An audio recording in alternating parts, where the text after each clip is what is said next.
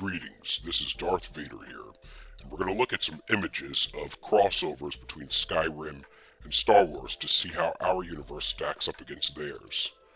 So we've got this image. What is this? A Sith Lord dueling a Dark Brotherhood assassin? Well, this would have gone better for the Dark Brotherhood assassin if his blade weren't already melting, and all the Sith Lord would have to do in this instance is take a half step forward and jab him in the heart. This ought to be a pretty quick fight.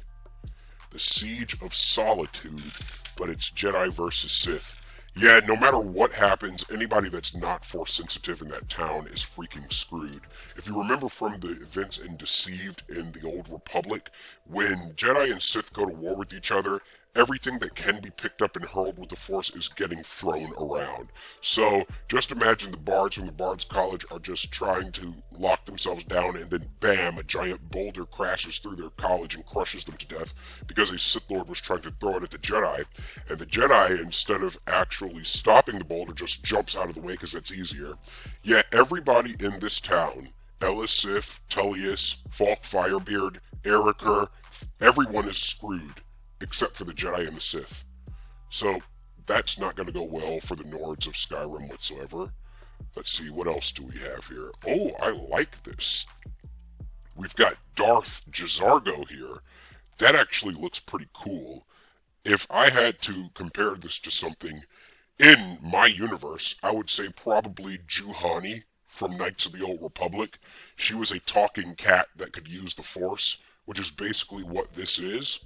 Not bad. I'd give this a solid 8.5 out of 10. What would make it better is if his eyes were glowing red and he had a shinier outfit. Now we've got... Oh, yes, sir. This is lovely. We've got Dragonborn with my helmet on. He almost wears it as good as I do, except he's got a major problem, and that's that he's got horns sticking out the side, and that means the helmet is not even airtight, so good luck fighting in space with that, and he needs to swap out his lightsabers for red ones. Not too bad, 6.5 out of 10. Let's see, what else do we have here? Okay, so what is this? Are you trying to say that Togrettas are the equivalent of wood elves? I like the comparison. Not too bad. What the freak is this? What in the fresh hell is this? Me versus Miraak? Are they joking? Let's look up Miraak. Let's go to his wiki page.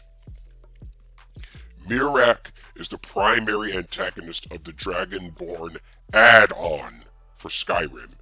He is only a DLC villain, people. I'm the real deal in my universe. He's only the DLC backup villain in his. He's the secondary antagonist. He has the same status as maybe Jabba the Hutt in his own universe in terms of villainry. He's a bad guy, but not as bad as the real bad guy, so I'm already winning on that, but let's look at his appearance. Kind of looks outdated. Don't get me wrong, I like what he was trying to go for. The thick black leather and the full face mask and the heavy metal belt. I can relate. I actually kind of dress like that myself. Not bad, but it's worn and tattered. He really ought to put this in the wash and get something else. Get something newer to replace this. But he's got, what is this, dragon scale armor on his hands? Nice, but I kill crate dragons for lunch, so nothing I probably couldn't handle. Anyway, let's go back and look at his stats. Okay, so speech. Don't know how that would work against me. I also know Jedi Mind Trick. One-handed. That's cool. I'm a lightsaber too. I'm a lightsaber duelist as well. Heavy armor. Okay, I've got that too. Okay, so now we get to the meat of his combative abilities. Alteration and destruction. That's it? Alteration and destruction? So in other words, he's just a slightly better Mother Talzin. Yeah, I'd kick his ass. Let's look at his true form. He's got a final form and some minions. Yeah, but here's the problem. In order for him to take this form, he's got to shout for it, right? How is he going to shout for it when I'm using the Force to crush his trachea down to nothing?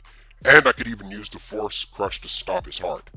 Yeah, I don't think Miraak has any good options, and if I can stop the circulation of his blood from going to his brain, he won't be able to cast the teleportation spell to get away from me either. Don't get me wrong, his Seekers look pretty sick though. Yeah, I don't know if we have really anything in our universe that looks that cool. I would love to prank Palpatine by just putting these over his bed and he just wakes up and sees them staring at him. Or even better, I would like to see a fight between the Seekers of Skyrim and the Dementors of Harry Potter. How would that go? That'd be a pretty interesting fight right there. But all in all, he's like a male Night Sister, but really powerful. Not much I couldn't handle, though. Let's see, is there anything here? He steals souls. Okay, that doesn't help against me very much.